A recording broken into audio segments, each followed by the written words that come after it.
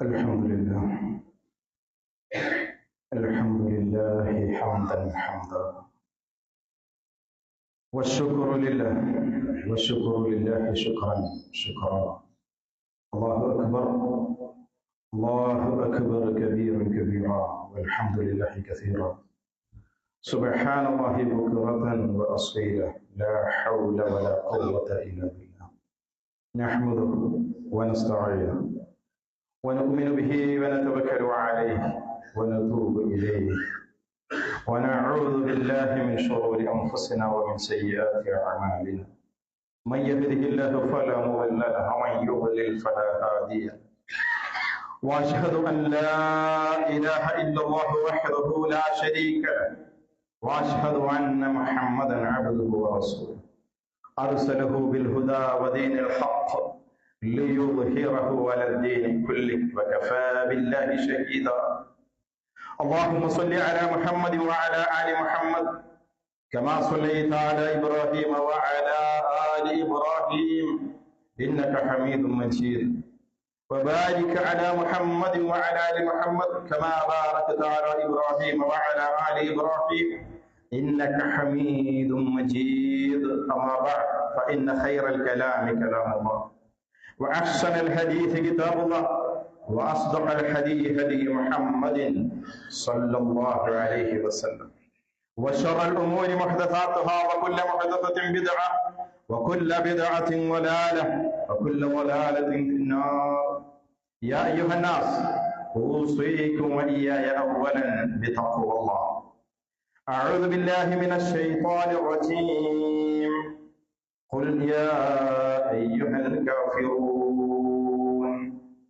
لا أعبد ما تعبدون ولا أنتم عابدون ما أعبد ولا أنا عابد ما عبدتم ولا أنتم عابدون ما أعبد لكم دينكم ولي دين. ഏറെ ബഹുമാന്യരായ വിശ്വാസിനികൾ, ജീവിതത്തിന്റെ സർവമേഖലകളിലും രഹസ്യ പരസ്യ ജീവിതത്തിൽ, വ്യക്തി കുടുംബ ജീവിതത്തിൽ അല്ലാഹുവിന്റെ നിയമങ്ങളും നിർദ്ദേശങ്ങളും കൽപ്പനകളും വിരോധനങ്ങളും പരമാവധി പാലിച്ച് തഖ്വയോടുകൂടി ജീവിക്കണമെന്ന് എന്നെയും നിങ്ങളെയും വളരെ ഗൗരവത്തോടുകൂടി ഓർമ്മപ്പെടുത്തുകയാണ്. ശക്തമായ ഭാഷയിൽ വസിയത്ത് ചെയ്യുകയാണ്. അല്ലാഹുവെ സൂക്ഷിച്ച് ജീവിക്കുവാൻ, അതിന്റെ ഫലമെന്നോണം നാളെ റബ്ബിന്റെ വിചാരണയുടെ നാളിൽ വിജയം കരസ്ഥമാക്കുവാൻ അല്ലാഹു നമുക്കെല്ലാവർക്കും തൗഫീഖ് നൽകി അനുഗ്രഹിക്കുമാറാകട്ടെ. പ്രിയമുള്ള സഹോദരങ്ങൾ, ജീവിതം അത് എപ്പോഴും വിജയിച്ച് കാണണം എന്ന് ആഗ്രഹിക്കുന്നവരാണ് നമ്മളെല്ലാം. എല്ലാവരും പലതരത്തിലുള്ള പരിശ്രമങ്ങളിലാണ്. ഒരു പരാജയത്തിലേക്ക്, ഒരു ദുരന്തത്തിലേക്ക് വഴിമാറി പോകാതിരിക്കുവാനുള്ള സൂക്ഷ്മതയും ശ്രദ്ധയും ഒക്കെ കുടുംബത്തിലും മക്കളുടെ വിദ്യാഭ്യാസത്തിലും കച്ചവടത്തിലും എല്ലാ മേഖലകളിലും ശ്രദ്ധ പുലർത്തുന്ന ആളുകളാണ് നമ്മളെല്ലാം. എന്നാൽ മരണാനന്തര ജീവിതത്തിലുള്ള ഒരു ദുരന്തം അത് സംഭവിക്കാതിരിക്കുവാൻ ആവശ്യമായ മുൻകരുതലുകൾ, അതിനുവേണ്ടി ആവശ്യമായ നടപടിക്രമങ്ങൾ അത് പാലിക്കുന്നിടത്തും, അത് സൂക്ഷ്മത പുലർത്തുന്നിടത്തും, അതിനാവശ്യമായത് സ്വരുക്കൂട്ടുന്നിടത്തുമൊക്കെ സമൂഹം വളരെ പിറകെ. ദുരന്തം, മരണം അത് ഏതു സമയവും നമ്മെ പിടികൂടാവുന്ന. മരണം സംഭവിച്ചതിന് ശേഷം പിന്നീട് ദുരന്തത്തിൽ നിന്ന് മോചനത്തിന്, സഹായത്തിന് ആരും ഉണ്ടാവുകയില്ല എന്നുള്ളത് അല്ലാഹു സുബ്ഹാനഹു വ തആല പരിശുദ്ധ ഖുർആനിലൂടെ നമ്മെ പഠിപ്പിച്ചു. വത്തഖൂ യൗമൻ ലാ തജ്സി നഫ്സുൻ അൻ നഫ്സിൻ ഷൈഅ വലാ യഖ്ബലു മിൻഹാ ശഫാഅ വലാ യുഅഖദു മിൻഹാ അദൽ വലാ ഹും യുൻസറൂൻ. സൂറത്തുൽ ബഖറയുടെ 48-ാമത്തെ ആയത്തിലൂടെ ഒരാളും ഒരാളെയും പരസ്പരം അങ്ങോട്ടും ഇങ്ങോട്ടും ഒരു ഉപകാരമെടുക്കാൻ കഴിയാത്ത, ആരിൽ നിന്നും ശഫാഅത്തിനെ സ്വീകരിക്കാത്ത ഒരാളിൽ നിന്ന് എന്തെങ്കിലുമൊക്കെ അതിൽ ഇങ്ങോട്ട് എന്തെങ്കിലും പ്രായശ്ചിത്തം സ്വീകരിച്ച് അങ്ങോട്ട് പകരം അവൻ ചെയ്തതൊക്കെ മറന്നു കളയുന്ന ഒരു പകരം കൊടുത്തുകൊണ്ട് നേടിയെടുക്കാൻ സാധിക്കുന്നതല്ല പരലോകത്തെ വിജയം എന്ന് പറയുന്നത്. പരലോകത്തെ വിജയത്തിനുള്ള അടിസ്ഥാനം ഒരു യഥാർത്ഥ വിശ്വാസിയായി അവൻ ജീവിക്കുക എന്നുള്ളതാണ്. നാം യഥാർത്ഥ വിശ്വാസികളാണോ എന്ന് നമ്മൾ നമ്മെ വിലയിരുത്തേണ്ടത്, പരിശോധിക്കേണ്ടത്. നമ്മുടെ വിശ്വാസത്തെ, ചൊവ്വായ ഒരു ജീവിതത്തെ, പരലോകത്തെ വിജയത്തിന് നിദാനമായ ഒരു ജീവിതത്തെ, ദുരന്തങ്ങൾ നഷ്ടങ്ങൾ വരാതെയുള്ള ഒരു ജീവിതത്തെ അഭിമുഖീകരിക്കണമെങ്കിൽ അവനിൽ 4 ഗുണങ്ങൾ ഉണ്ടാവണമെന്ന് ഇസ്ലാം പഠിപ്പിക്കുന്നു. 4 ഗുണങ്ങൾ. ഖുതുബ ഒന്നാമത്തെ ഖുതുബയാണ്. ആ 4ഉം അതുമായി ബന്ധപ്പെട്ട ചില കാര്യങ്ങളും ചേർത്തി 5, 6, 7 ഖുതുബകൾ നിർവഹിക്കാൻ ഉദ്ദേശിക്കുകയാണ്. അല്ലാഹു തൗഫീഖ് നൽകുമാറാകട്ടെ. 1 ഇൽമാണ്, വിവരമാണ്. ഇൽമ് ഉണ്ടാവേണ്ടത് 3 മേഖലയിലാണ്. 4 ഗുണങ്ങളിൽ ഉണ്ടാവേണ്ടത് 1 ഇൽമ്, 2 അമലാണ്. ഇൽമും ഉണ്ടാവണം, അമലും ഉണ്ടാവണം. ഇൽമും അമലുണ്ടായാൽ പോരാ. ദുരന്തം വരാതിരിക്കണമെങ്കിൽ ആ താൻ മനസ്സിലാക്കിയ താൻ അമല് ചെയ്യുന്നതിലേക്കുള്ള ക്ഷണം, ദഅവത്ത്, അതും ഉണ്ടായിരിക്കും. ആ മേഖലയിലുള്ള സ്വബർ 4മത്തേതാണ്. 1ാമത്തെ മേഖല ഇൽമാണ്. ഇൽമ് മഅരിഫത്തുള്ള, അല്ലാഹുവിനെ കുറിച്ചുള്ള അറിവ്. 2 മഅരിഫത്തു നബി, അള്ളാഹുവിന്റെ പ്രവാചകനെ സംബന്ധിച്ചുള്ള ഇൽമുണ്ട്. വമഅരിഫത്തു ദീനുൽ ഇസ്ലാം, ഇസ്ലാമിക ശരീഅത്തിനെ സംബന്ധിച്ച്, ഹലാല് ഹറാമിനെ സംബന്ധിച്ചുള്ള വളരെ കൃത്യമായ ജ്ഞാനമുണ്ടായി. ഈ അറിവിന്റെ അടിസ്ഥാനത്തിലാണ് അവൻ അമല് ചെയ്യേണ്ടത്. അമല് അവനവൻ തോന്നുന്നത് പോലെയല്ല നിർവഹിക്കേണ്ടത്. മഹാനായ ഷെയ്ഖ് മുഹമ്മദ് ബിൻ അബ്ദുൽ വഹാബ് റഹിമഹുല്ലാഹ്, അദ്ദേഹത്തിന്റെ ഉസൂൽ സലാസ എന്ന് പറയുന്ന ഒരു ചെറിയ കൊച്ചു കൃതിയുണ്ട്. അതിനകത്ത് അദ്ദേഹം രേഖപ്പെടുത്തുന്നു, ഫൈദാ ഖൈല ലക മൽ ഉസൂൽ സലാസത്തു അല്ലതി യജിബു അലൽ ഇൻസാനി മഅരിഫത്തുഹാ. ഒരു മനുഷ്യൻ അവൻ അടിസ്ഥാനപരമായി അറിഞ്ഞിരിക്കേണ്ട 3 കാര്യങ്ങൾ ഏതാണ് എന്ന് നിന്നോട് ചോദിച്ചു കഴിഞ്ഞാൽ ഫഖൽ, നീ പറയണം, മഅരിഫത്തുൽ അബ്ദി റബ്ബഹു വനബിയഹു വദീനഹു വനബിയഹു മുഹമ്മദൻ സ്വല്ലല്ലാഹു അലൈഹി വസല്ലം. ഈ 3 കാര്യങ്ങളെ സംബന്ധിച്ചുള്ള കൃത്യമായ അറിവാണ് അവനിൽ ഉണ്ടാവേണ്ടത് എന്ന്. 4 കാര്യങ്ങൾ ഉണ്ടായാലേ വിശ്വാസം ശരിയാവൂ, നഷ്ടം സംഭവിക്കാതിരിക്കുകയുള്ളൂ. അതിനെ സംബന്ധിച്ച് ഖുർആൻ പറയുന്നത് സൂറത്ത് അസ്ർ 103-ാമത്തെ അധ്യായം നമ്മൾ നിരന്തരമായി പലപ്പോഴും കേൾക്കുകയും അറിയുകയും ഓതുകയും മനപ്പാടം ഒക്കെ ഉള്ള സൂറത്ത്. ആ സൂറത്തിൽ അല്ലാഹ് പറയുന്നത് വൽ അസ്ർ ഇന്നൽ ഇൻസാന ലഫീ ഖുസ്ർ. ഏത് കാലഘട്ടത്തിൽ ജീവിച്ചിരിക്കുന്നവനായിരുന്നാലും ശരി, മനുഷ്യൻ നഷ്ടത്തിലാണ്, മനുഷ്യൻ ദുരന്തത്തിലായിരിക്കുമെന്ന്. അതിൽ നിന്ന് മോചനമുള്ളത്, ആ ദുരന്തം സംഭവിക്കാതിരിക്കുക, ഇല്ലല്ലദീന ആമനൂ, വിശ്വാസമുള്ള ആളുകൾ, വഅമിലു സ്വാലിഹാത്ത്, ആ വിശ്വാസത്തിന്റെ കൂടെ സ്വാലിഹത്തായിട്ടുള്ള സൽക്കർമ്മങ്ങൾ അവന്റെ കൂടെ ഉണ്ടായിരിക്കണം. വതവസൗ ബിൽ ഹഖ്, അവൻ സത്യത്തിലേക്ക്, നന്മയിലേക്ക്, ഹക്കിലേക്ക് ക്ഷണിക്കുന്നവനായിരിക്കണം. വതവസൗ ബിസ്സബ്ർ, അവർ ക്ഷമ കൊണ്ട് പരസ്പരം വസിയത്ത് ചെയ്യുന്ന ആളുകളുമായിരിക്കണം എന്നുള്ളതാണ്. ഇമാം ഷാഫിഈ റഹിമഹുല്ലാഹ് ഈ സൂറത്തിനെ സംബന്ധിച്ച് പരാമർശിക്കുകയുണ്ടായി, ലൗ തദബ്ബറ അന്നാസു ഹാദിഹി സൂറ, ഈ സൂറത്തിനെ കുറിച്ച് ആളുകളൊന്ന് ചിന്തിച്ചിരുന്നുവെങ്കിൽ ലവസഅതഹും, അവർക്ക് അത് മതിയായതാണ്, പൂർണ്ണമാണ്. അത് മാത്രം ഖുർആനിലുണ്ടെങ്കിൽ അത് തന്നെ ദീനിന്റെ പൂർത്തീകരണമാണ് എന്ന് പണ്ഡിതന്മാര് അഭിപ്രായപ്പെട്ടിട്ടുള്ള ഒരു വിഷയമാണ്. എന്തിനാ ഈ 3 കാര്യങ്ങളെ സംബന്ധിച്ച് കൃത്യമായ ഒരു അറിവുണ്ടാവുന്നത്? ഇന്ന് അല്ലെങ്കിൽ നാളെ മരിച്ച ഖബറിലെത്തിയാൽ അവിടെയുള്ള ചോദ്യത്തില് 3 ചോദ്യങ്ങൾ,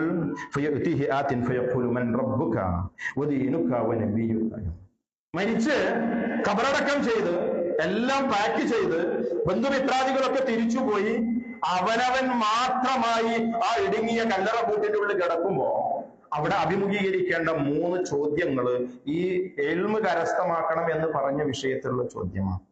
ദുനിയാവിൽ വെച്ച് ആ മേഖലയിൽ അറിവ് നേടിയവൻ അവൻ പറയും, റബ്ബി അല്ലാഹ്, അല്ലാഹുവാണ് എന്റെ റബ്ബ്, വദീനി അൽ ഇസ്ലാം വനബി മുഹമ്മദ് സ്വല്ലല്ലാഹു അലൈഹി വസല്ലം, നബി മുഹമ്മദ് നബിയാണ് എന്റെ പ്രവാചകൻ, ഇസ്ലാമാണ് എന്റെ ദീന എന്ന്.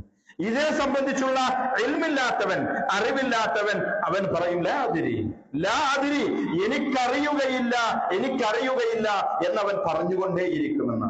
ഇന്നത്തെ ഖുതുബയിലൂടെ നിങ്ങളുടെ ശ്രദ്ധയിലേക്ക് കൊണ്ടുവരാനുള്ളത് ഈ വിഷയത്തിന്റെ ഒരു ചെറിയ ഭാഗം, മഅരിഫത്തുല്ലാഹ്, അള്ളാഹിനെ കുറിച്ച് അറിയണം. ഖുതുബക്ക് ഒരു സമയപരിധിയുണ്ട്, വളരെ ചുരുങ്ങിയ ഒരു സമയം. അള്ളാഹിനെ പൂർണ്ണമായിട്ടൊന്നും ഖുതുബയിലൂടെ 1, 2, 3, 10 ഖുതുബയിലൂടെ പഠിപ്പിക്കാൻ കഴിയും. പക്ഷെ അള്ളാഹിനെ കുറിച്ച് അറിയണം എന്ന ഒരു വസിയത്ത് നൽകാൻ മാത്രമേ ഖുതുബയിലൂടെ സാധിക്കുകയുള്ളൂ. അല്ലാഹു സുബ്ഹാനഹു വ തആല വിശുദ്ധ ഖുർആൻ ആരംഭിക്കുന്നത് അൽഹംദുലില്ലാഹി റബ്ബിൽ ആലമീൻ. അൽഹംദുലില്ലാഹ്, അല്ലാഹുവിനാകുന്നു സർവസ്തുതികളും. ആരാണവൻ? അവൻ റബ്ബുൽ ആലമീൻ, സർവ്വലോകങ്ങളുടെയും രക്ഷിതാവാണ്. എന്താ രക്ഷിതാവ് എന്ന് പറഞ്ഞാൽ? അവയെ സൃഷ്ടിക്കുകയും അവയെ നിയന്ത്രിക്കുകയും അവയെ സംവിധാനിക്കുകയും അവയെ ശരിപ്പെടുത്തുകയും അതിനെ കൊണ്ടു നടക്കുകയും ജീവനില്ലാത്തവർക്ക് ജീവൻ നൽകുകയും ജീവനുള്ളവയെ അവയുടെ ജീവനെ തിരിച്ചു പിടിക്കുകയും പിന്നീട് അവർക്ക് വീണ്ടും ജീവൻ ആവർത്തിച്ചു നൽകുകയും ചെയ്യുന്ന ഈ പ്രപഞ്ചത്തിന്റെ പരിപാലകനാണ് അല്ലാഹു സുബ്ഹാനഹു വ തആല. ആ ഒരു പ്രപഞ്ചത്തെ സംബന്ധിച്ചുള്ള ഒരു അറിവ്, ഒരു വിജ്ഞാനം, ഒരു ബോധം, ഒരു ശ്രദ്ധ നമ്മിൽ ഉണ്ടെങ്കിൽ മാത്രമേ അള്ളാഹുവിനെ സംബന്ധിച്ച് അറിയാൻ നമുക്ക് സാധിക്കുകയുള്ളൂ. വിശുദ്ധ ഖുർആൻ ചോദിക്കുന്ന ഒരു ചോദ്യമാണ്. വെള്ളിയാഴ്ചകളില് സൂറത്ത് നമസ്കാരം നിർവഹിക്കുമ്പോൾ 2ാമത്തെ റക്അത്തിൽ പാരായണം ചെയ്യാറുള്ള, പ്രവാചകന്റെ പാരായണത്തിൽ സുന്നത്താക്കപ്പെട്ടിട്ടുള്ള സൂറത്തുൽ ഗാശിയ. ആ സൂറത്തുൽ ഗാശിയയുടെ അവസാന ഭാഗത്ത് 21ാമത്തെ ആയത്തിൽ അല്ലാഹു ചോദിക്കുന്നു, അഫലാ യൻദുറൂന ഇലൽ ഇബ്ലി കൈഫ ഖുലിഖത്. ഒരു ചോദ്യം വളരെ സിമ്പിളാണ്. അഫലാ യൻദുറൂൻ ഇലൽ ഇബ്ലി കൈഫ ഖുലിഖത്. ഇബ്ലിനെ, ഒട്ടകത്തെ എങ്ങനെയാണ് സൃഷ്ടിച്ചിട്ടുള്ളത് എന്ന് നിങ്ങൾ നോക്കുന്നില്ലേ എന്നാണ്. ആരെങ്കിലും നോക്കിയിട്ടുണ്ടോ? ചിന്തിച്ചിട്ടുണ്ടോ? ആലോചിച്ചിട്ടുണ്ടോ? പഠിച്ചിട്ടുണ്ടോ? എന്തിനാ ഈ ചോദ്യം അല്ല ചോദിച്ചത്? അത് മാരിഫത്തുള്ള അല്ലാഹുവിനെ തിരിച്ചറിയുന്നതിന് വേണ്ടിയാണ്. റബ്ബിനെ അറിയണോ? റബ്ബിനെ അറിയണമെങ്കിൽ അവന്റെ റുബൂബിയത്ത്, അവന്റെ രക്ഷാകർത്തൃത്വം, അവന്റെ സൃഷ്ടിപ്പും അവന്റെ നിയന്ത്രണവും അവന്റെ തദ്ബീറിനെ സംബന്ധിച്ച് മനസ്സിലാക്കിയിരിക്കണം. ഒട്ടകം എന്ന് പറയുന്ന മരുഭൂമിയിലെ കാലാവസ്ഥയ്ക്ക് അനുയോജ്യമായ രീതിയിലുള്ള ഒരു പ്രത്യേകമായ സൃഷ്ടിപ്പ്, മരുപ്രദേശം, മരുഭൂമി, അത് ശക്തമായ മണൽക്കാറ്റടിക്കുന്നതാണ്. മണിക്കൂറിൽ 30 മുതൽ 100 കിലോമീറ്റർ വരെ വേഗതയിൽ മണൽക്കാറ്റടിച്ച് വലിയ മണലിന്റെ കൂമ്പാരങ്ങൾ, മലകൾ രൂപപ്പെടും. കാറ്റടിച്ചൊരു ഭാഗത്ത് കുമിച്ച് അരമണിക്കൂർ കഴിയുമ്പോഴേക്ക് ആ മല അവിടെ നിന്ന് നീങ്ങി മറ്റൊരു ഭാഗത്തേക്ക് ആയിട്ടുണ്ടായിരിക്കും. അങ്ങനെ അത്തരത്തിലുള്ള മണൽക്കാറ്റടിക്കുന്ന പ്രദേശം. ആ മണൽക്കാറ്റടിക്കുന്നിടത്ത് തങ്ങളുടെ കണ്ണിലേക്ക്, മൂക്കിലേക്ക്, ചെവിയിലേക്ക് മണൽ കാറ്റിൽ വരുമ്പോൾ മരുഭൂമിയിൽ ജീവിക്കുന്ന ചെറിയ ചെറിയ ജീവജാലങ്ങൾ മുഴുവൻ അവ മാളങ്ങളിലേക്ക് ഒളിച്ചു പോകും. പക്ഷേ നിവർത്തി പിടിച്ച കണ്ണുമായി ഒട്ടകം ഈ മരുപ്രദേശത്ത് കൂടി സഞ്ചരിക്കും. എങ്ങനെയാണത്? ഭൂമിയിലെ ജീവജാലങ്ങൾക്കൊക്കെ അള്ള മനുഷ്യന് കൺപോളകൾ നൽകിയത് 2 എണ്ണമാണ്, ഒട്ടകത്തിന് 3 എണ്ണമാണ്. ഒട്ടകത്തിന് താഴെയുള്ള, മുകളിലുള്ള ആ കൺപോളകൾ കൂടാതെ സുതാര്യമായ മറ്റൊരു മറ കൂടിയുണ്ട്. അതങ്ങ് മൂടിക്കഴിഞ്ഞാൽ മണലിന്റെ തരികള്, ചെറിയ ഡസ്റ്റ്, പൊടികളൊന്നും കണ്ണിലേക്ക് പതിക്കാതെ മുൻഭാഗത്തുള്ള കൺപോളകൾ നിവർത്തി വെച്ചുകൊണ്ട് ഈ ശക്തമായ മണൽ കാറ്റിനെ ഭേദിച്ചുകൊണ്ട് മുന്നോട്ട് നടക്കാൻ ഒട്ടകത്തെ കൊണ്ട് സാധിക്കുമെന്നുള്ളത് അള്ളാഹുവിന്റെ സൃഷ്ടിപ്പിന്റെ ഗൗരവം അറിയുന്നിടത്താണ് അള്ളാഹു ഓരോ ഭൂപ്രദേശങ്ങളിലേക്കും യോജിച്ച, കാലാവസ്ഥകളിലേക്ക് യോജിച്ച അവന്റെ സൃഷ്ടി വൈഭവത്തെ സംബന്ധിച്ച് തിരിച്ചറിയുമ്പോഴാണ് അള്ളാഹുവിന്റെ മുൻപിൽ വിനയാന്വിതനാകാൻ ഒരു മനുഷ്യന് സാധിക്കുന്നത്. മരുപ്രദേശം, മരുഭൂമി, അത് വെള്ളത്തിന് ഷോർട്ടേജ് ഉള്ള ഭൂപ്രദേശമാണ്. വെള്ളത്തിന്റെ അളവ് കുറയും. സ്വാഭാവികമായും മനുഷ്യ ശരീരങ്ങളിൽ നിന്ന്, എല്ലാ ജീവികളുടെ ശരീരങ്ങളിൽ നിന്നും വെള്ളം പുറത്തേക്ക് പോകും. ഡീഹൈഡ്രേഷൻ സംഭവിക്കും. വെള്ളം കിട്ടാതിരുന്ന ചൂട് കൂടിയാൽ ഇവിടെ വെള്ളമില്ല, ഉള്ള വെള്ളത്തിന്റെ അളവ് കുറയുന്ന ഒരു സാഹചര്യം ഉണ്ടായി. അവിടെയാണ് ഒട്ടകത്തിന്റെ വെള്ളവുമായി ബന്ധപ്പെട്ടുകൊണ്ടുള്ള മഹാത്ഭുതങ്ങൾ. ഒട്ടകം ഒരു ദിവസം ഏകദേശം ഒരു ആവറേജ് 1 മണിക്കൂറിൽ 8 കിലോമീറ്റർ വലിയ ഭാരം ചുമന്നു. ഒരു ദിവസം 5 മണിക്കൂർ 6 മണിക്കൂർ ഒട്ടകം നടന്നാൽ 40-50 കിലോമീറ്റർ ഒരു ദിവസം. വലിയ ഭാരവും ചുമന്ന് 50 കിലോമീറ്റർ നടക്കുന്ന ഒരൊട്ടകം. ആ ഒട്ടകം 10 ദിവസം വരെ, കഠിനാധ്വാനിയായ ഒട്ടകം 10 ദിവസം വരെ വെള്ളം കുടിക്കാതെ ജീവിക്കാനുള്ള സംവിധാനം ആ ശരീരത്തിൽ നമ്മൾ ഏർപ്പെടുത്തി. എല്ലാവരും മൂത്രമൊഴിക്കും. ഒട്ടകം വളരെ ഗ്യാപ്പ്, മനുഷ്യൻ മൂത്രമൊഴിക്കുന്നതിനേക്കാൾ കുറെ ഒന്ന് മൂത്രമൊഴിച്ച് കുറെ സമയം കഴിഞ്ഞിട്ട് മൂത്രമൊഴിക്കുമ്പോൾ വളരെ കുറഞ്ഞ അളവ് മൂത്രമാണ്. അതിന്റെ കാലിന്റെ ഹൈറ്റ് ആ ചുട്ടുപൊള്ളുന്ന ആ മണലിൽ നിന്ന് ശരീരത്തിലേക്ക് ചൂടേൽക്കാതിരിക്കാൻ, ശരീരത്തിൽ നിർജ്ജലീകരണം സംഭവിക്കാതിരിക്കുവാനുള്ള സംവിധാനം. വെള്ളം കിട്ടിയാൽ വെള്ളം കണ്ടാൽ 3 മിനിറ്റിനകം 200 ലിറ്റർ വെള്ളം വലിച്ചു കുടിച്ച് ശരീരത്തിൽ കൊഴുപ്പാക്കി മാറ്റി അതിന്റെ പൂഞ്ഞയിൽ സ്റ്റോക്ക് ചെയ്യാനുള്ള ഒരു സംവിധാനം അല്ലാഹു സുബ്ഹാനഹു വ തആല. ഇനി കഠിനാധ്വാനമൊന്നുമില്ല, വീട്ടിൽ റെസ്റ്റിലാണോ, 3 മാസം 4 മാസം വരെ ഒട്ടകം വെള്ളം കുടിക്കാതെ, 4 മാസത്തോളം വെള്ളം കുടിക്കാതെ ജീവിക്കുവാനുള്ള പ്രത്യേകമായ ഒരു കുദറത്തിലുള്ള സംവിധാനമാണ് ഒട്ടകത്തിന്റെ സൃഷ്ടിപ്പിൽ അല്ലാഹു സുബ്ഹാനഹു വ തആല നടത്തിയിട്ടുള്ളത്. അതിന്റെ എല്ലാം, അതിന്റെ കാൽപാദങ്ങൾ, അതിന്റെ കൺപോളകൾ, അതിന്റെ ചെവിക്കകത്ത് ധാരാളം രോമാവൃതമാണ് ചെവി.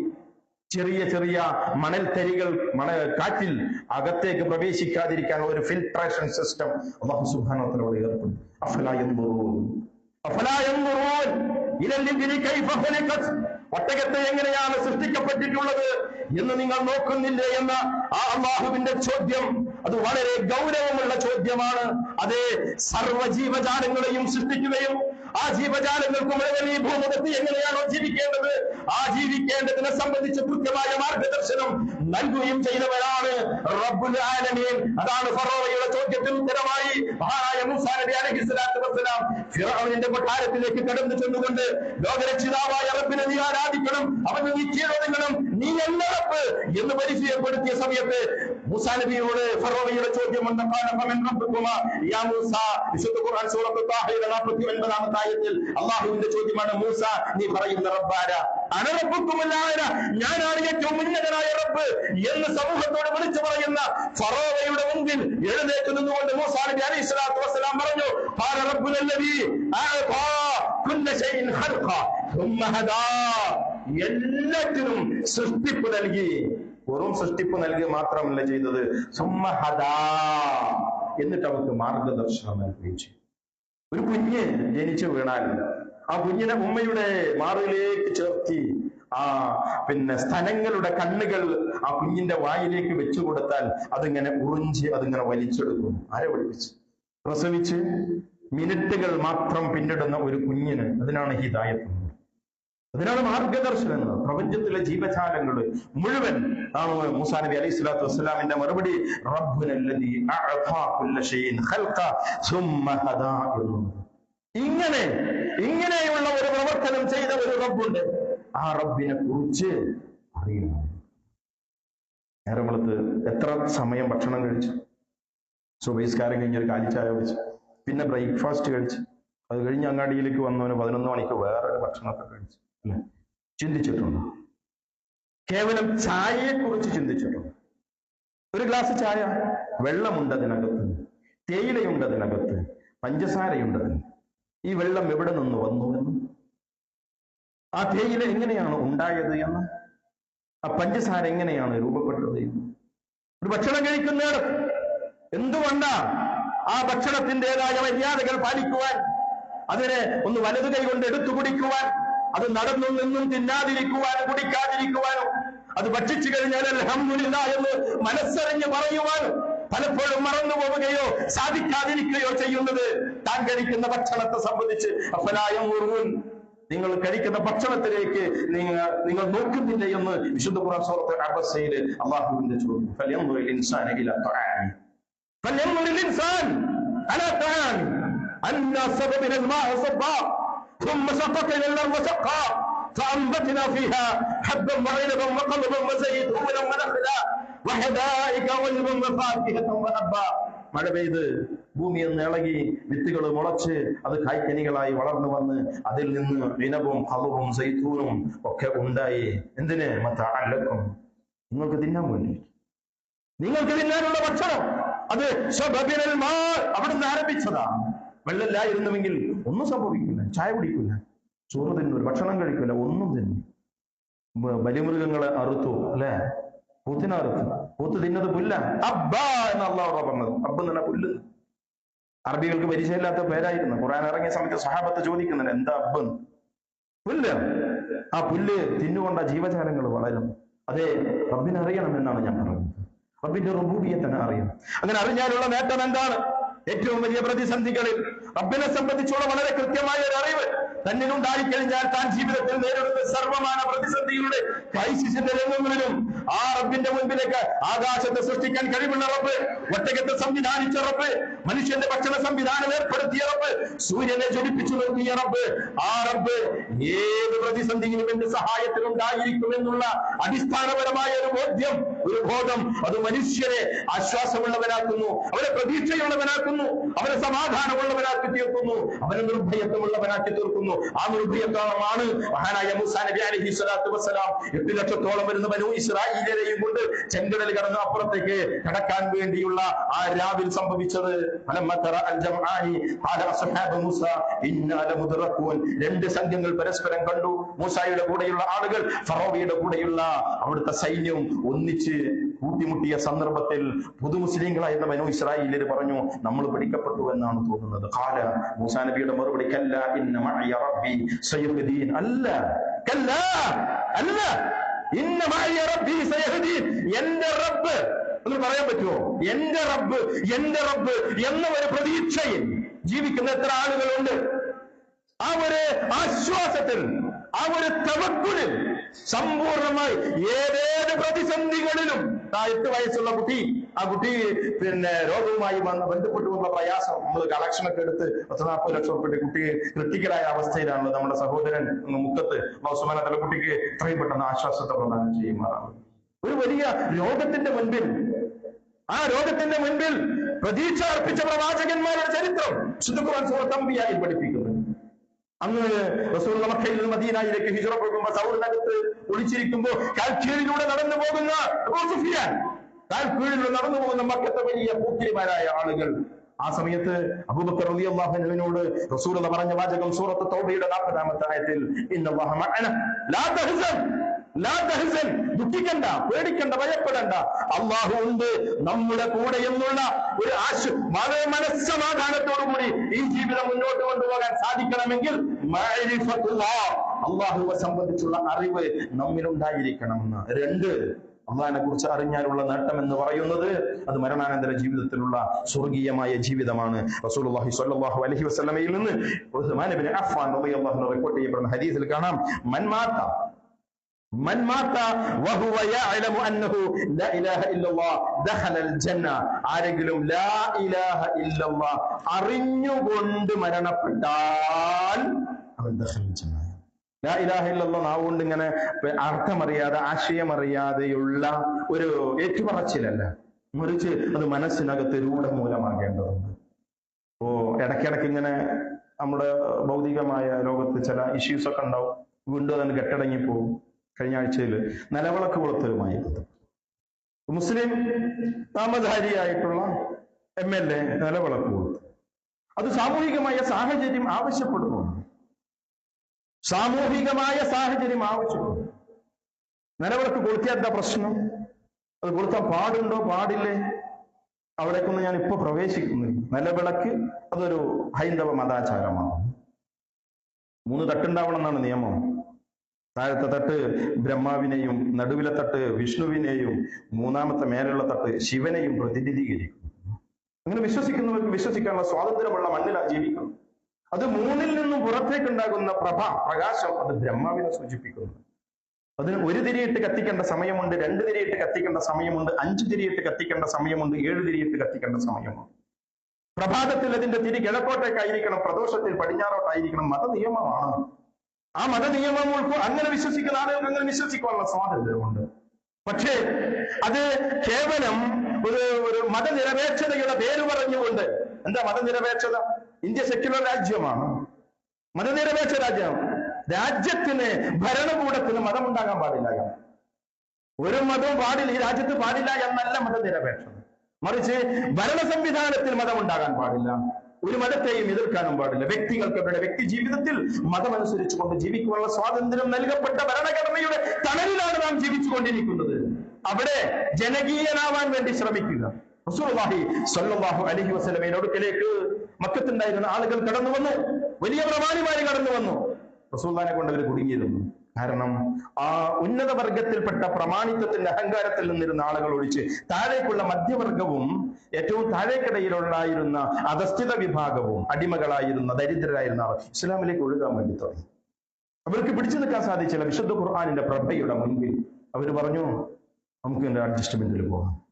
ഒരു അഡ്ജസ്റ്റ്മെന്റ് എന്താ?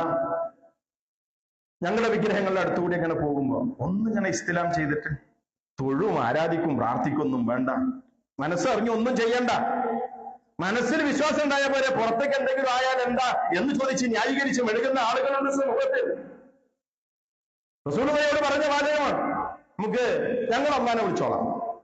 ഈ വിഗ്രഹങ്ങൾ ലാത്തന്റെയും ഉസ്സന്റെയും മനാത്തന്റെയും ഹുബലിന്റെയും മനാഫിന്റെയും ഒക്കെ വിഗ്രഹത്തിന് മുമ്പ് കൂടെ ചെല്ലുമ്പോൾ ഒന്നിങ്ങനെ അങ്ങനെ കൈകൊണ്ട് അങ്ങനെ വീശിട്ടൊന്നങ്ങനെ പോയാൽ ആയത്തിറങ്ങി വിശുദ്ധ ഖുർആൻ വചനമിറങ്ങി, സൂറത്തിറങ്ങി, ഖുൽ യാ അയ്യുഹൽ കാഫിറൂൻ ലാ അഅ്ബുദു മാ തഅ്ബുദൂൻ വലാ അൻതും ആബിദൂന മാ അഅ്ബുദു വലാ അന ആബിദുൻ മാ അബദ്തും വലാ അൻതും ആബിദൂന മാ അഅ്ബുദു ലക്കും ദീനുക്കും വലിയ ദീൻ.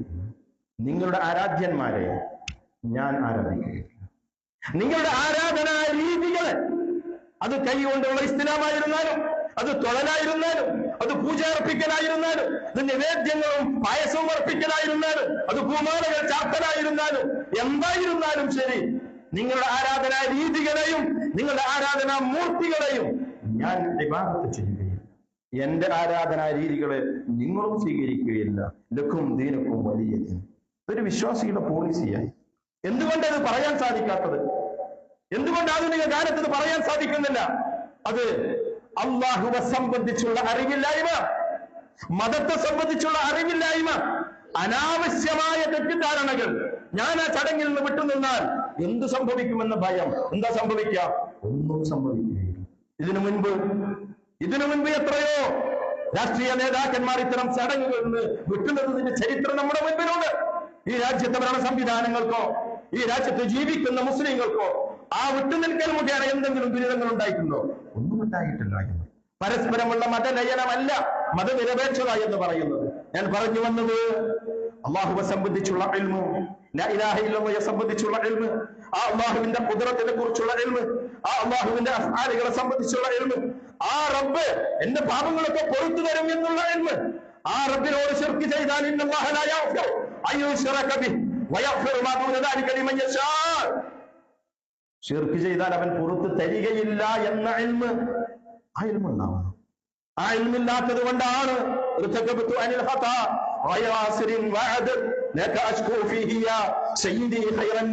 എന്ന് മംബൂസ് മൗലീദിലെ വരികള് അതിങ്ങനെ വലിയ സദസ്സുകൾ ഒരുക്കിയിട്ട് വളരെ ഈമാനോടുകൂടി, ഒരു ഈമാനിന്റെ പരിവേഷത്തോടുകൂടി ആളുകൾ പാടിക്കൊണ്ടിരിക്കുന്നത്. തെറ്റുകളാകുന്ന വാഹനത്തിൽ ഞാൻ കയറിയിരിക്കുന്നു, ധാരാളം എണ്ണിയാലോടില്ലാത്ത തെറ്റുകൾ ഞാൻ ചെയ്തിരിക്കുന്നു. പ്രവാചകന്മാരിൽ ഉത്തമനായ സയ്യിദായ മുഹമ്മദ് നബിയെ അങ്ങയോട് ഞാൻ അന്യായം പറയുന്നു. ഞാൻ അന്യായം ബോധിപ്പിക്കുന്നു. ആ വരികൾക്ക് നേരെ താഴെ കാണുന്ന ശഫാഅത്ത് ഹബ്ലന, ഞങ്ങൾക്ക് നീ ശഫാഅത്ത് നൽകണം. ശഫാഅത്ത് ഉണ്ടോ? ആഖിറത്തിൽ ഉണ്ട്. എങ്ങനെ ശഫാഅത്ത്? രണ്ട് ഷർത്തുണ്ട് ഇസ്ലാം. ഒന്ന് ഇതിനുണ്ടായിരിക്കണം, സൂറത്തുൽ ബഖറയിലെ 255 ആയത്തിൽ അല്ലാഹു പറഞ്ഞത് അള്ളാഹുവിന്റെ അനുവാദമില്ലാതെ അവന്റെ അടുക്കൽ ശുപാർശ പറയുന്ന ആരാളുള്ളത് എന്ന് വായിച്ചിട്ടില്ല, പഠിച്ചിട്ടില്ല. അള്ളാഹുവിൻ ശഫാഅത്തിന്റെ ശുറൂത്ത് പഠിച്ചിട്ടില്ല. നിബന്ധനയാണ് റബ്ബിന്റെ അനുവാദമില്ലാതെ ആർക്കും വായ തുറക്കാൻ പറ്റില്ല. ഇനി അനുവാദം ഉണ്ടായിക്കഴിഞ്ഞാലോ ആർക്കു വേണ്ടി ശഫാഅത്ത് നടത്തണം? അതിന് അള്ളാഹു തൃപ്തിപ്പെട്ട ആളുകളായിരിക്കണം എന്ന് വിശുദ്ധ ഖുർആൻ സൂറത്ത് അംബിയാഇന്റെ 28ാമത്തെ വചനത്തിലൂടെ അള്ളാഹു പഠിപ്പിക്കുന്നു. എന്നിട്ട് റബ്ബിന്റെ അടുക്കൽ നിന്ന് അവൻ തൃപ്തിപ്പെട്ട ആളുകൾക്ക് മാത്രമായി അവൻ അനുവദിച്ചു നൽകുന്ന ശഫാഅത്ത് മുഹമ്മദ് നബിയോട്, മരണപ്പെട്ടു പോയ മുഹമ്മദ് നബിയോട് ഇവിടെ വെച്ചുകൊണ്ട് ആളുകൾ ചോദിച്ചുകൊണ്ടേയിരിക്കുന്നു. എന്താ കാരണം എന്നറിയാം? അറിവില്ലായ്മയാണ്. പരലോക സംവിധാനങ്ങളെ സംബന്ധിച്ചുള്ള അറിവില്ലായ്മ, ദീനിനെ സംബന്ധിച്ചുള്ള അറിവില്ലായ്മ.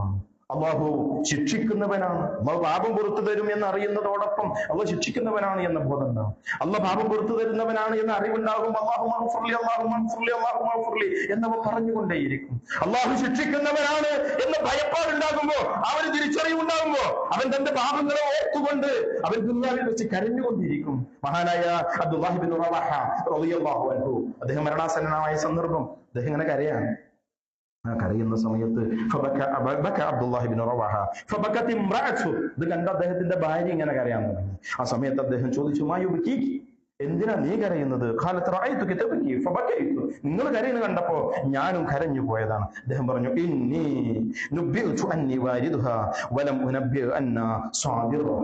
ആ നരകത്തിന്റെ അടുത്തുകൂടി എല്ലാവരും കടന്നു പോകുമെന്ന് സൂറത്ത് മറിയമിലെ അള്ളാഹുവിന്റെ വചനമാണ്. നരകത്തിന്റെ സമീപത്തു കൂടി നടന്നു പോകാത്ത ഒരാളുമില്ല. അത് കാണാത്ത, അത് കണ്ടെത്താത്ത, അതിന്റെ മുകളിലൂടെയുള്ള സിറാത്തിലൂടെ കടന്നു പോകാത്ത ആരുമില്ല എന്നത് ഓർത്തുകൊണ്ട് കരഞ്ഞതാണ് അബ്ദുല്ലാഹ്. അങ്ങനെ കരയാൻ സാധിക്കാത്തത് പരലോകത്തെ സംബന്ധിച്ച്, അള്ളാഹിന്റെ ശിക്ഷയെക്കുറിച്ച്, അള്ളാഹുവിന്റെ മഗ്ഫിറത്തിനെ സംബന്ധിച്ചുള്ള അറിവില്ലായ്മയുടെ അഭാവമാണ്. അതുകൊണ്ട് എന്റെ സഹോദരന്മാരെ, തുടർച്ചയായ ചില കാര്യങ്ങളിലേക്കാണ് പ്രവേശിക്കുന്നത്. അതിൽ 4 കാര്യങ്ങൾ ഒരു വിശ്വാസിക്ക് അവന്റെ ജീവിതം ദുരന്തപൂർണമാകാതിരിക്കാൻ അവന്റെ കൂടെ ഉണ്ടായിരിക്കണം. ഒന്ന് ഇൽമാണ്. ഇൽമിൽ ഒന്ന് അള്ളാഹുവിനെ സംബന്ധിച്ചുള്ള അറിവ്. അള്ളാഹുവിനെ സംബന്ധിച്ച് അറിയാനും പഠിക്കാനും അന്വേഷിക്കാനും ധാരാളം പുസ്തകം. അള്ളാഹുവിനെ അറിയുക എന്ന പേരിൽ മലയാളത്തിൽ പുസ്തകം. തൗഹീദ് സമഗ്ര പഠനം മലയാളത്തിൽ പുസ്തകമാണ്. ധാരാളം പുസ്തകം.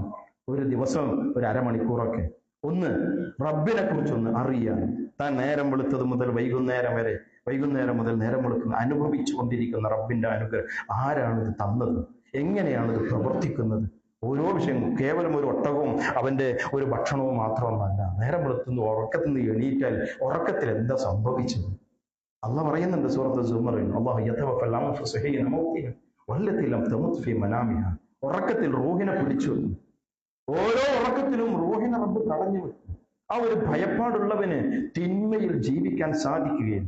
എന്തുകൊണ്ട് തിന്മയിലൂടെ മനുഷ്യൻ മുന്നോട്ട് പോകുന്നു? അവൻ അവന്റെ ഉറക്കത്തെക്കുറിച്ച് ചിന്തിച്ചില്ല, അവന്റെ ഭക്ഷണത്തെക്കുറിച്ചും ചിന്തിച്ചില്ല, അവൻ ഒട്ടകത്തെക്കുറിച്ചും ചിന്തിച്ചില്ല, അവൻ ആകാശത്തേക്ക് നോക്കാൻ വേണ്ടി പറഞ്ഞു, അള്ളാഹ് അതും ചെയ്തില്ല.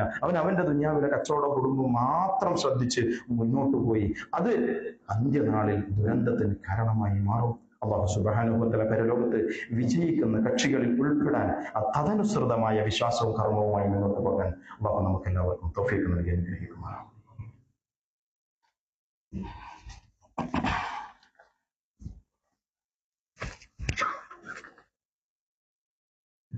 അൽഹംദുലില്ലാഹ് ഹംദൻ കസീറൻ ത്വയ്യിബൻ മുബാറകൻ ഫീഹി കമാ റബ്ബനാ ബിൽ والصلاة والسلام الأتمان الأكملان الأدومان خاتم الأنبياء والمرسلين محمد آله وصحبه أجمعين.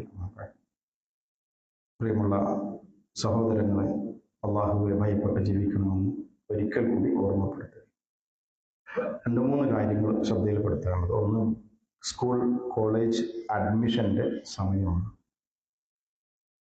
വിദ്യാഭ്യാസം, അറിവ് അനിവാര്യമാണ്. എല്ലാ തലത്തിലുള്ള അറിവും, ഭൗതികമായ അറിവും, അത് മനുഷ്യന് ദുനിയാവിൽ നിന്ന് ഭക്ഷണം കഴിക്കാൻ ആവശ്യം. ആ അറിവ് നമ്മുടെ മക്കൾ കരസ്ഥമാക്കേണ്ടത്. ആ അറിവ് കേവലം ഭൗതികന്മാരായി മാറാതിരിക്കുവാനോ, ആ അറിവ് മുഖേന ഉണ്ടായിത്തീരേണ്ട പരമമായ ഒരു ലക്ഷ്യം, അത് റബ്ബിനെ തിരിച്ചറിയൽ. അത് തിരിച്ചറിയണമെങ്കിൽ ഭൗതിക വിദ്യാഭ്യാസത്തിന് സമാന്തരമായ ധാർമ്മിക വിദ്യാഭ്യാസം, മതവിദ്യാഭ്യാസം നമ്മുടെ മക്കൾക്ക് നൽകാൻ നമ്മൾ ശ്രദ്ധിക്കും. കോളേജിൽ, ഡിഗ്രി തലത്തിൽ, PG തലത്തിൽ മക്കളെയൊക്കെ എവിടെയെങ്കിലും കൊണ്ടുപോയി ചേർത്തും അത് അവർക്ക് ഓൺലൈനായോ അതിന്റെ പരിസര പ്രദേശങ്ങളിലോ ഒക്കെ ദീൻ കൊടുക്കാനുള്ള ഒരു സംവിധാനം കൂടി ഉണ്ടാക്കാൻ പ്രത്യേകം ശ്രദ്ധിക്കണമെന്ന് എൻ്റെ രക്ഷിതാക്കളോട് ഗൗരവത്തോടുകൂടി ഓർമ്മപ്പെടുത്തുകയാണ്. മദ്രസയുടെ അഡ്മിഷൻ സമയമാണ്. നമ്മുടെ മദ്രസ അഡ്മിഷൻ പ്രൊസീജിയറുകളൊക്കെ നടന്നുകൊണ്ടിരിക്കുക.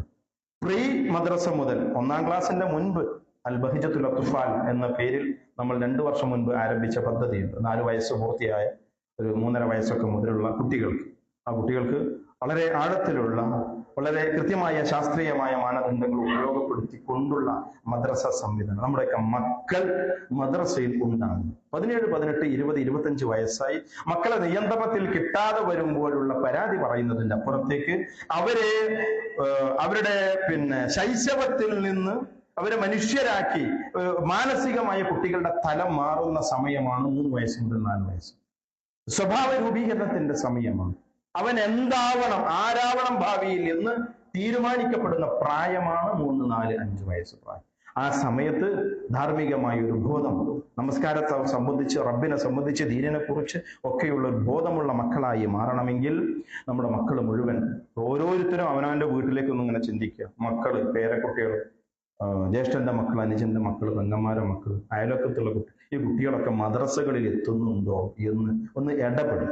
ഓരോരുത്തരും എന്ന് ഇടപെടുക. അയൽവക്കക്കാരനെ കൊണ്ട് നമ്മൾ ദ്രോഹം ഭാവിയിൽ അനുഭവിക്കാതിരിക്കണമെങ്കിൽ അയൽവക്കത്ത് വളരുന്ന കുട്ടികളൊക്കെ ദീനീബോധമുള്ളവരായി മാറണം. അതുകൊണ്ട് അതൊക്കെ കുറച്ച് ആൾക്കാരെ, കമ്മിറ്റിക്കാരെയും കുറച്ച് ഉസ്താദുമാരെയൊക്കെ പണിയാണ്, ഓലതൊക്കെ ചെയ്തോളും എന്നതിന്റെ അപ്പുറത്തേക്ക് അതൊക്കെ അതിന്റെ വഴിക്ക് നടക്കും. പക്ഷേ അവനവനിൽ ചില ബാധ്യതകളുണ്ട് എന്ന ഒരു തിരിച്ചറിവ് നമ്മിൽ ഉണ്ടാവണം. ആ മേഖലയിൽ സ്വന്തം മക്കളെ ഏത് മേഖലയിലേക്ക് വിദ്യാഭ്യാസം നിങ്ങൾ കൊടുത്താലും അതിന് പാരലായി കൊണ്ട് മതവിദ്യാഭ്യാസം നൽകാനും മദ്രസയിലേക്ക് കുട്ടികളെ എത്തിക്കുവാനും, നമ്മുടെ ബഹിജയിലേക്ക് 4 വയസ്സ് പൂർത്തിയായ കുട്ടികൾ, സ്കൂളിൽ പോകാത്ത LKG പ്രായത്തൊക്കെയുള്ള കുട്ടികളുണ്ടെങ്കിൽ ആ കുട്ടികളെ നമ്മുടെ ബഹിജയിലേക്ക് പ്രത്യേകമായി അഡ്മിഷന് വേണ്ടി ശ്രദ്ധിക്കണമെന്ന് ഓർമ്മപ്പെടുന്നു. വളരെ ഗൗരവമുള്ള മറ്റൊരു കാര്യം ഓർമ്മപ്പെടുത്താനുള്ളത്, നമ്മുടെ ഇവിടുന്ന് ചക്കരക്കല്ലിന്റെ പരിസര പ്രദേശത്ത് കൊട്ടാണിച്ചേരി എന്ന് പറയുന്ന സ്ഥലത്ത് ഒരു പള്ളിയുടെ സ്ഥലം എടുക്കുന്നതിന് വേണ്ടി അവിടെ ആ ഭാഗത്തുള്ള നമ്മുടെ സഹോദരന്മാർ നമ്മെ സമീപിച്ചിട്ടുണ്ട്. അല്ലാഹു സുബ്ഹാനഹു വ തആലയുടെ ബൈത്ത്, അവന്റെ ഭവനം, തൗഹീദിന്റെ പ്രഭാകേന്ദ്രങ്ങൾ, ദീൻ ഇങ്ങനെ നിന്നിട്ട് ഉറക്കെ വിളിച്ചു പറയാനുള്ള സംവിധാനം അത് ഇവിടെ ഉണ്ടാവേണ്ടതുണ്ട്. അത് അല്ലാഹു സുബ്ഹാനഹു വ തആല ഞാൻ മുമ്പൊക്കെ സൂചിപ്പിച്ചിട്ടുണ്ട്. അള്ളാഹ് അത് നിലനിർത്തും. അള്ളാഹാണ് ഖുർആനെ ഇറക്കിയത്. ആ ഖുർആനെ അള്ളാഹ് സംരക്ഷിക്കുന്നു. ആ ഖുർആൻ എങ്ങനെ ഒരു പ്രതിനെ എങ്ങനെ സംരക്ഷിക്കുന്നതല്ല ഇതിന്റെ അർത്ഥം. ആ പ്രതിയെ സംരക്ഷിക്കും, അതിന്റെ തിലാവത്തിനെ സംരക്ഷിക്കും, അതിന്റെ വിശദീകരണമായ ഹദീസിനെ സംരക്ഷിക്കും. ആ ഹദീസും ഖുർആനും അറബി ഭാഷയിലാണ്. ആ അറബി ഭാഷയെ അള്ളാഹ് സംരക്ഷിക്കും. ആ അറബി ഭാഷ പഠിക്കാനുള്ള അറബി കോളേജുകൾ ഒന്നൊന്നായി നാട്ടിൽ ഇങ്ങനെ ഉയർന്നു വന്നുകൊണ്ടേയിരിക്കും. അതൊക്കെ പഠിച്ച് പ്രബോധനം ചെയ്യുന്ന പണ്ഡിതന്മാരിങ്ങനെ ഉണ്ടായിക്കൊണ്ടേയിരിക്കും. ഖിയാമത്ത് നാൾ വരെ ദീനിനെ ശുദ്ധമായ അവസ്ഥയിൽ അള്ളാഹ് നിലനിർത്തും. പള്ളികൾ ഇങ്ങനെ ഉണ്ടായിക്കൊണ്ടേയിരിക്കും. ഈ പോണ പോക്കിൽ നമ്മൾ നമ്മുടെ റോള് നിർവഹിച്ചുവോ എന്നുള്ളത് നമ്മൾ ശ്രദ്ധിക്കേണ്ടത്. സ്വർഗലോകത്ത് അല്ലാഹു സുബ്ഹാനഹു വ തആല ഒരു ഭവനം വാഗ്ദാനം ചെയ്ത, ഒരു ചെറിയ കുരുവിക്കൂടിന്റെ അത്ര വലുപ്പമുള്ള ഒരു ചെറിയ പള്ളി എടുത്താൽ സ്വർഗത്തിൽ അതൊരു ഭവനം ഓഫർ ചെയ്തു. ഒരു സ്ഥലവും അവരുടെ പള്ളി നിർമ്മാണവും ഒക്കെ കൂടി ഏകദേശം അവർക്കൊരു സ്ഥലം മാത്രം 10-30 ലക്ഷം രൂപ ചെലവ് വരും.